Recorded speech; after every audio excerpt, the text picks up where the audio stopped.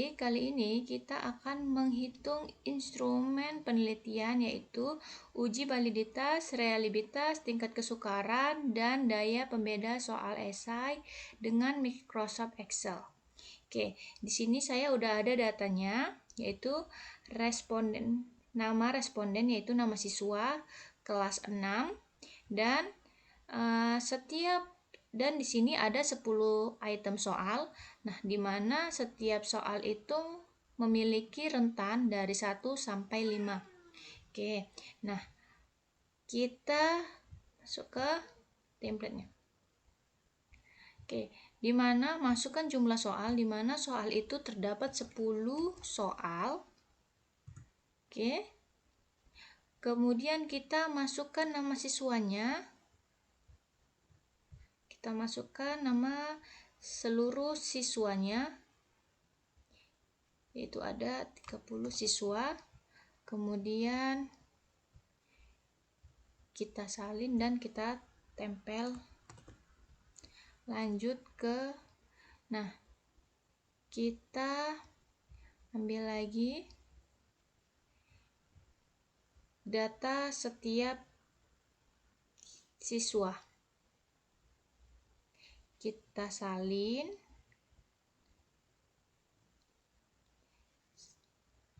Tidak perlu sampai ke jumlah siswa, kita hanya menyalin jumlah skor yang dimiliki siswa saja. Tidak perlu sampai jumlahnya ya. Siswa 1 sampai siswa 30. Kita salin, kemudian kita salin, masukkan ke template-nya. Nah, sudah. Selanjutnya di sini ada skor siswa. Sudah terdata ya skornya. Nah, untuk menghitung jumlah skor siswa itu sum dari B6 sampai ke CW6. Di mana sih B6 itu? Kita ambil dari sini. Nah, ini B6 sampai ke C6. Kita jumlahkan. Berarti dari 5 tambah 3 tambah 4 tambah 3 tambah 4 tambah 2 tambah 2 tambah 2 tambah 4 tambah 5, dan hasilnya itu di sini. Hasilnya yaitu 34. Oke, dan begitu pula seterusnya dari siswa pertama sampai siswa 30. Lanjut ke jumlah benar. Nah, jumlah benar itu sudah ada ya di sini. Oke, rumus jumlah benar yaitu sum B6 sampai B66. B6 itu dari mana? Oke, kita naikkan dulu B6. Kita ambil dari sini sampai ke B66. B66 sampai ke jumlah benar, dan hasilnya yaitu 111, dan begitu pula seterusnya. Di sini ada uji validitas RxY hitung. Ini dia. Nah, sudah ada ya karena sudah langsung dijumlahkan. Oke, untuk menghitung manualnya di sini ada rumusnya yaitu RxY yaitu koefisien korelasi suatu butir per atau item, kemudian N merupakan jumlah subjek, S merupakan skor suatu butir atau item, dan Y merupakan skor total. Oke, lanjut ke data analisis. Nah, di mana B6 dari mana tuh sih B6? B6 kita blok B6 sampai ke B66. Kita blok nih sampai ke B66.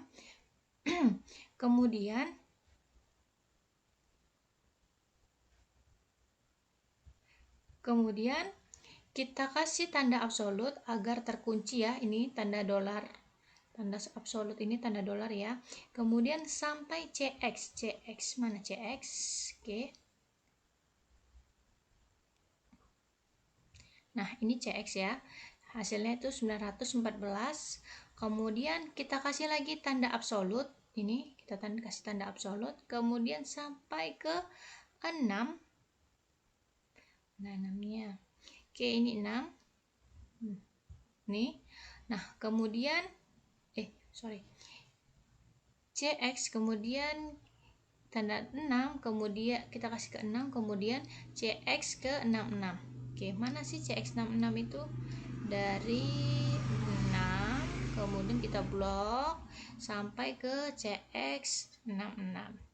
Nah, ini ya, CX 66, dan dapatlah hasilnya, yaitu uji validitasnya yaitu 0,13679297. Dan untuk menghitung butir soal 2, 3, 4, 5, 6, 7, 8, 9 seperti cara yang tadi. Oke, lanjut kita akan menghitung R-table. Oke, R-table itu sudah ada ya ketentuannya. Nah, ini dia R-table. Nah, di mana kita kan respondennya 30 ya. Jadi jadi kita cari dulu N30. Nah, di sini hasilnya adalah 361. Kita lihat udah sama belum hasilnya. Nah, udah ya. R-table itu sudah ada ketentuannya. Jadi R-table-nya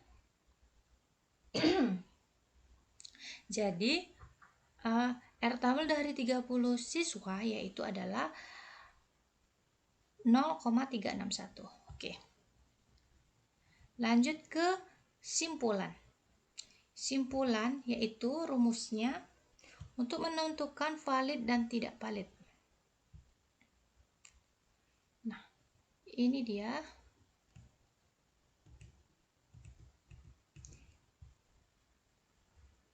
Dasar mengambil keputusan.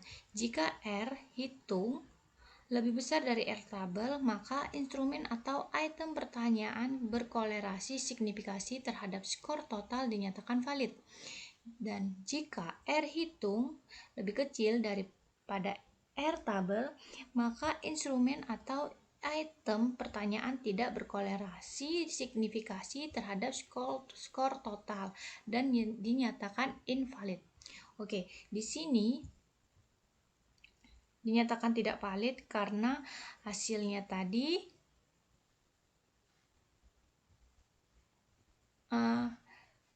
R hitung lebih kecil daripada R-table. Ya, R hitung lebih kecil daripada R-table. Kita lihat 0,136 lebih kecil daripada 0,361 itu merupakan tidak valid ya. Jadi kalau di butir soal kedua 0,412 lebih besar daripada 0,3610069. Nah, itu dinyatakan valid dan begitu pula seterusnya. Oke, lanjut. Di sini ada kategori.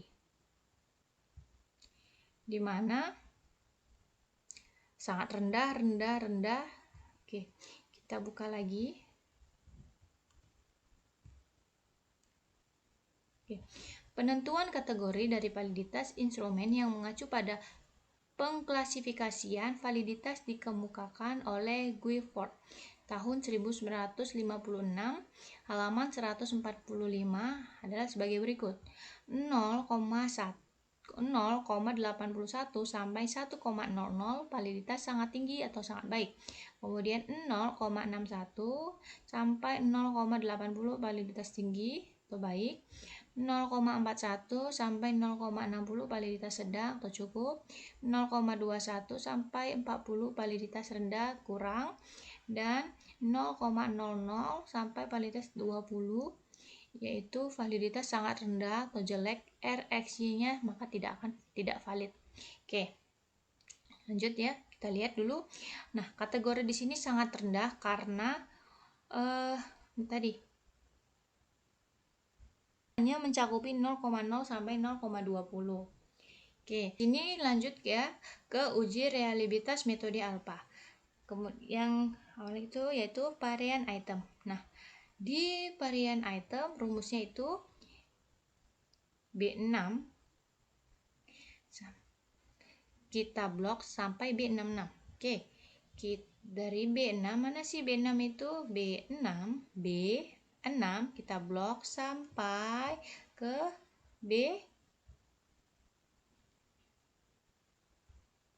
B66 sampai sini ya, B66 kita blok, dan ini hasilnya yaitu 1,596555172 dan begitu seterusnya untuk butir 2 sampai butir 10. Oke, di sini ada jumlah total varian item, yaitu di mana sum B77 sampai CW77. B77 ini B77 kita blok sampai ke CW77. Mana sih CW77 itu? Ini ya, CW77. Kita blok dan dapatlah hasilnya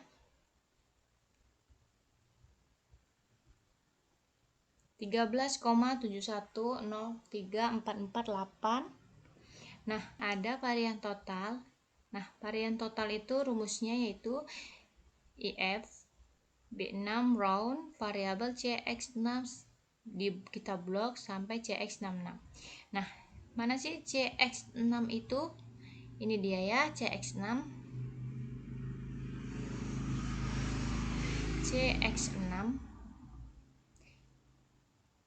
Ini dia CX6, kita blok sampai ke CX66. Ini kita blok dari sini sampai ke sini. Nah, kemudian kita kuadratkan dan hasilnya yaitu 11,775. Oke, koefisien reliabilitas atau disebut R11. Oke. Di sini udah ada ya rumusnya. Koefisien reliabilitas atau R11 itu dinamakan koefisien reliabilitas. Nah, ini rumusnya sudah ada dan hasilnya itu min 0,182.182.6228. Kemudian R tabelnya sama ya, karena kita memiliki 30 jumlah responden dan hasilnya yaitu 0,361000691. Oke, di sini kesimpulannya tidak reliable.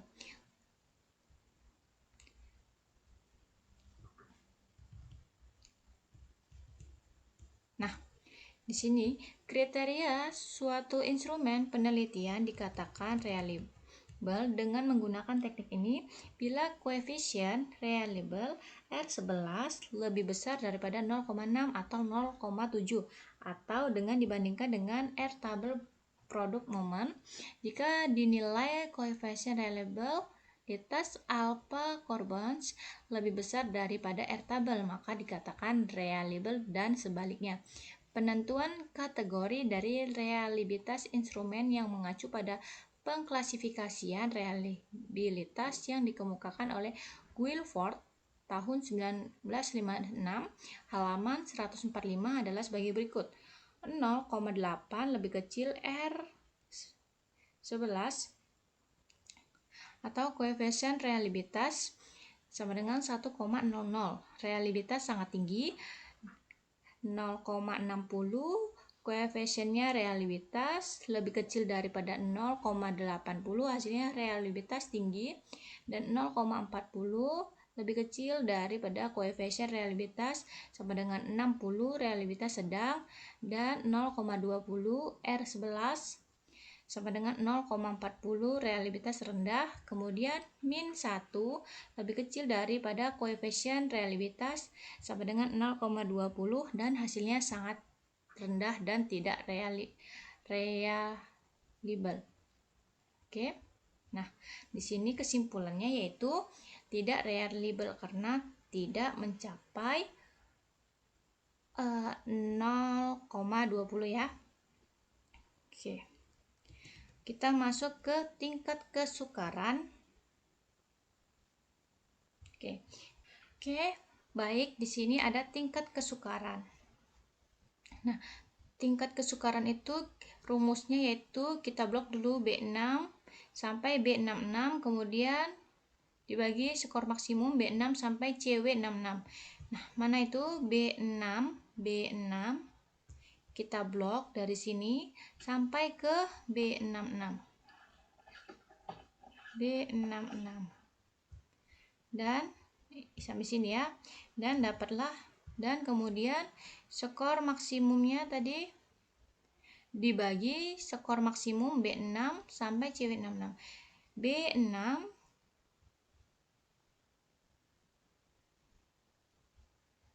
B6 sampai ke CW66. CW66. Ya, dapat. Dan di sini ada hasilnya yaitu 0,74. Untuk menghitung butir soal nomor 2, 3, 4, 5, 6, 7, 8, 9, 10 begitu juga. Oke, di sini ada kriteria P, yaitu kita buka lagi. Sini ada tabel interpretasi tingkat kesukaran, yaitu tingkat kesukaran atau TK, interplastika atau penafsiran TK. TK lebih kecil daripada 0,30 disebut tindakan sukar, dan 0,30 lebih kecil daripada TK, lebih kecil daripada 0,70 itu yaitu sedang, dan TK 0,70 itu mudah. Nah, ya sudah ada jumlahnya. Untuk menghitungnya seperti itu juga. Baik, itu selanjutnya yaitu kita mencari SA dan SB itu. Nah, sebelum kita mencari SA dan SB, kita urutkan terlebih dahulu ya SA-nya dari nilai yang terendah ke nilai tertinggi. Caranya itu kita copy, kita blok responden 1 sampai responden 15. Kenapa? Sampai ke siswanya ya. Karena sudah ada ketentuannya, yaitu nah ini dia dulu. Kita baca dulu ketentuannya. Jika sampel berjumlah setidaknya hanya 30 orang, tidak lebih, maka kalian harus mengambil masing-masing siswa sebanyak 50% dari setiap kelompok atas maupun kelompok bawah. Jadi 50% dari 30 yaitu ada 15. Nah, kita blok dulu dari siswa yang pertama sampai ke siswa yang ke-15.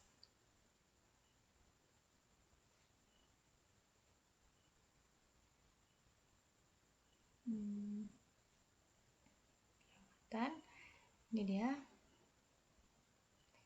Nah, sampai ke skor. Kemudian kita sort and filter. Kemudian kita kan. Nah, sudah baca nih. Sudah. Kemudian untuk mencari SB-nya, sudah kan SA-nya yaitu rumusnya itu tadi B6, B kita blok ke B35. Ini ya, sudah ada rumusnya. Hasilnya 3,7. Dan untuk mencari SA kelompok atas dari butir 2, 3, 4 begitu juga. Nah, selanjutnya kita akan mencari nilai SB, di mana kita blok dulu B37, B66. Oke. Kita blok dulu ya. Dari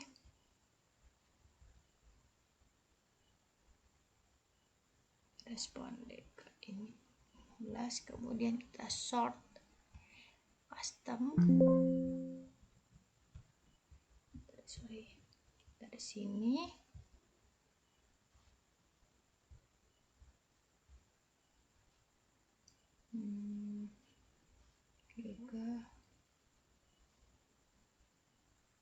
sampai ke skor,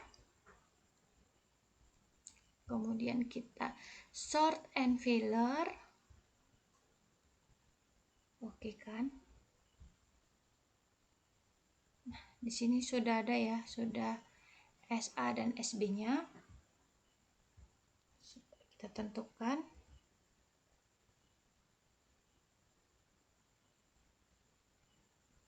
Nah, rumusnya apa tadi? B37, B66.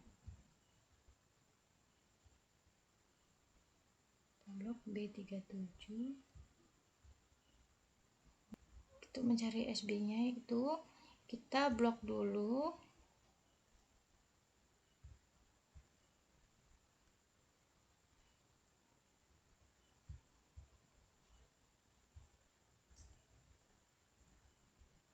B-nya itu kita blok dulu.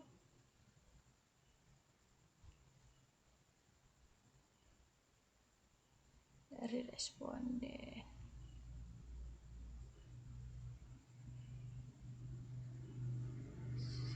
Kita hanya 15 ya. Untuk menentukan SB kita akan mencari SB. Jadi oke, kita enter. Dan dapatlah hasilnya 3,87. Dan untuk mencari SB dari butir soal 2, 3, 4 dan sampai 10 sama seperti itu ya. Ini kita buat ini. Kita jumlahkan. Dan inilah hasilnya. Kemudian kita mencari daya beda. Daya beda yaitu daya pembeda. Daya pembeda lebih besar daripada 0,7, baik sekali. 0,4 lebih kecil daripada daya pembeda, lebih kecil daripada 70, baik digunakan. Dan 0,20 lebih kecil dari daya pembeda, lebih kecil daripada 40, cukup. Dan daya pembeda lebih kecil daripada 20, jelek. Nah, di sini daya pembedanya min 0,00. Caranya yaitu B86 sampai B87 dibagi maksimalnya B6 di blok ke CW66. Dan dapatlah hasilnya min 0,0344. Oke, di sini daya dan hasilnya itu drop, yaitu kurang baik ya. Karena dia di sini tidak cukup atau jelek karena dia lebih kecil daripada 20. Baik, segitu saja. Penjelasan dari saya sudahi. Terima kasih, semoga dapat bermanfaat untuk kita semua. Terima kasih.